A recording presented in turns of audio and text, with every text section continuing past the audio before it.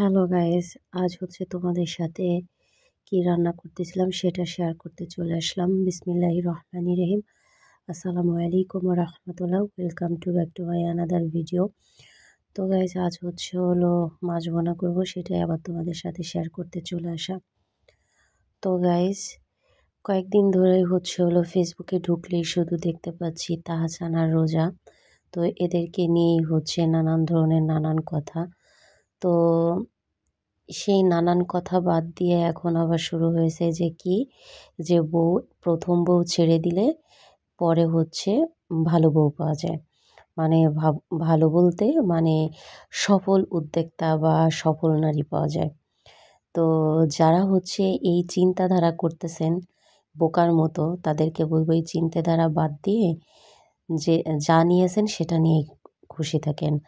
আপনার বউ চলে গেলে যদি আপনি ভালো বউ পাইতেন, আর কারো যদি স্বামী চলে গেলে যদি ভালো স্বামী পেত, তাহলে তো মানুষ এটাই করত। তো কে কি পাইলো সেই চিন্তাধারা না করে নিজে যেটা নিয়ে আসেন সেটা নিয়েই খুশি থাকেন। মানে কি যে সব নোংরা মন মানসিকতা নিয়ে যে মানুষ এইসব পোস্টগুলা করে, মানে কি আর বলবো। তো যাই হোক গাইস, এটাই আজ কেন যেন মন চাইলো তাই শেয়ার করলাম। যদিও কারো কোনো বিষয় নিয়ে আমি আমার কোনো কন্টেন্টে বলি না। তো আজ টোনা মাছ ভুনা করবো, আবারও তোমাদের সাথে শেয়ার করতে চলে আসা।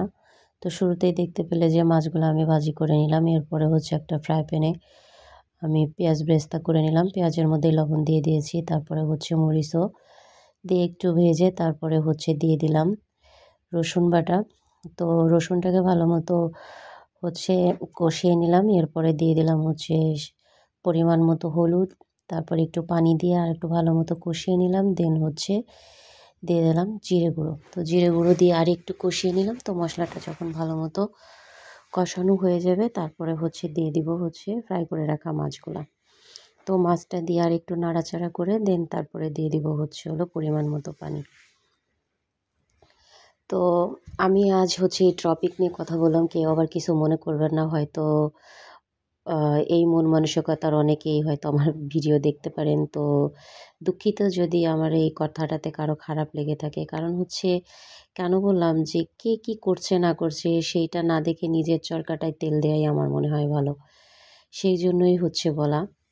তো এই তো আর রান্নাটাও আপনাদের সাথে শেয়ার করতে চলে আসা। তো কথা বলতে বলতে হয়ে গেল আমার মাছ ভুনা করা।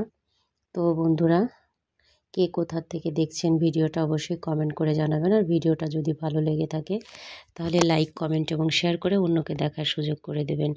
তো আজকের ভিডিওটা এই পর্যন্তই। নেক্সটে চলে আসবো আবার অন্য কোনো ভিডিও নিয়ে। আল্লাহ হাফেজ সবাইকে।